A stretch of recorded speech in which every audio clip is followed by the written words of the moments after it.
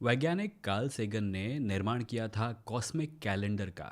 Cosmic calendar एक idea है कि अगर हम ब्रह्मांड के पूरे इतिहास को, मतलब बिग बैंग से लेके अब तक के वर्तमान तक को एक साल के अंदर सीमित कर दें और ये माने कि बिग बैंग जनवरी 1 के पहले क्षण में हुआ था और अभी हम जहाँ हैं वो December 31 का आखिरी क्षण है, तो इंसान की उत्पत्ति, इंसान की पूरी संस्कृति, इंसान का पूरा इतिहास December 31 के आखिरी घंटे के आखिरी क्षण में हुआ है।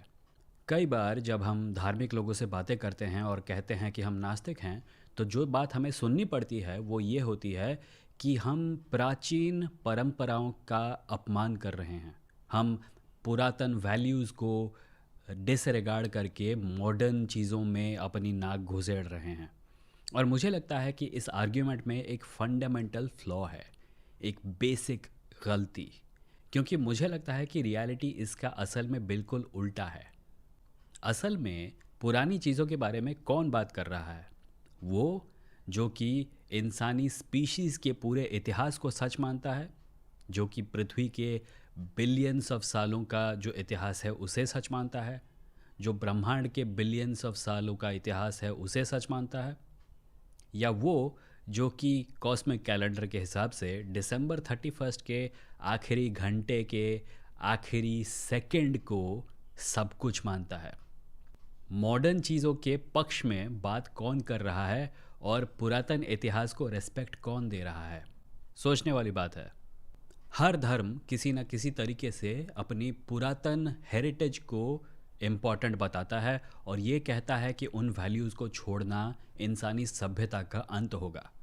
जबकि सच ये है कि धर्म असल में बहुत ही रीसेंट उत्पत्ति हैं। धर्मों का कहीं कोई निशान नहीं था जब करोड़ों साल तक इंसान इवॉल्व कर रहे थे एप एंसेस्टर्स से अपने प्रेजेंट फॉर्म की तरफ। और धर्मों का प्रकृति में भी, एनिमल किंगडम में, पशुओं में, पक्षियों में, पेड़ों पौधों में कहीं दूर दूर तक कोई वर्णन नहीं है।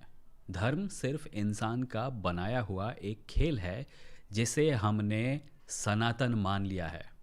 आप किसी भी मेजर धर्म को फॉलो करने वाले से बात करें, उनका ये मानना होगा कि उनका धर्म तब उत्पन्न हुआ था जब सृष्टि शुरू हुई थी और उनका धर्म सृष्टि के शुरू होने से लेकर अब तक का सारा ज्ञान अपने अंदर समेटे हुए है।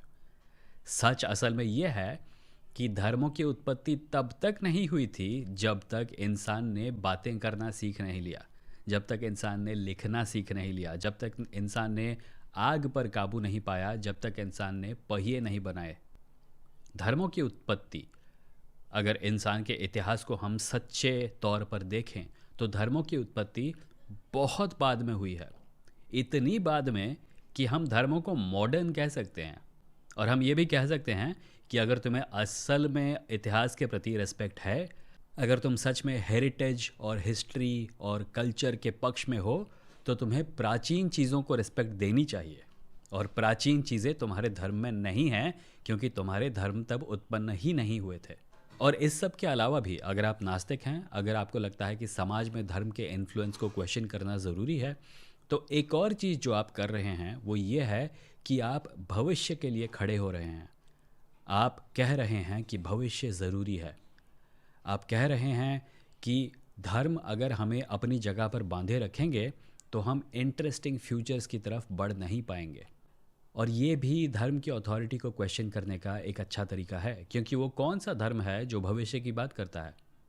ज़्यादातर धर्म जो पृथ्वी पर अभी हैं वो केवल अतीत पर फिक्सेटेड हैं। वो केवल अतीत की बातें करते हैं, वो केवल अतीत को इम्पॉर्टेंट मानते हैं, वो केवल अतीत को इतना ज़रूरी समझते हैं कि हम सबको उसके बारे में हमेशा सोचना चाहिए, हमेशा कॉपी करना चाहिए कि अतीत में क्या हुआ था, और हमेशा अपनी ज़िंदगियों को अतीत में सेटल्ड जो लॉज थे उनके हिसाब से जीना चाहिए। भविष्य की बात धर्म नहीं करते हैं। और अगर आपको भविष्य की चिंता है, अगर आपको चिंता है पृथ्वी का क्या होने वाला है आने वाले कुछ 100 सालों में, अगर आप उस दुनिया के बारे में चिंता करते हैं जिसमें हमारे बच्चे रहने वाले हैं आने वाले कुछ 100 सालों में या कुछ 1000 सालों में, तो आपको धर्मों की अथॉरिटी को क्वेश्चन करना होगा। आपको अपने आप को और अपने आसपास के लोगों को ये याद दिलाना होगा कि धर्म और उनका इमेजिनरी अतीत इतने ज़रूरी नहीं हैं कि उनकी खुशी के लिए भविष्य की बलि दे दी जाए। इस चैनल पर मैं इसी प्रकार के वीडियो बनाता हूँ। अगर आपको ये वीडियो अच्छा लगा तो आप आर्काइव्स में देख सकते हैं, हो सकता है आपको कुछ और मिल जाए जो आपको पसंद आए। I hope you like this video and I will see you in the next one. Thank you for watching.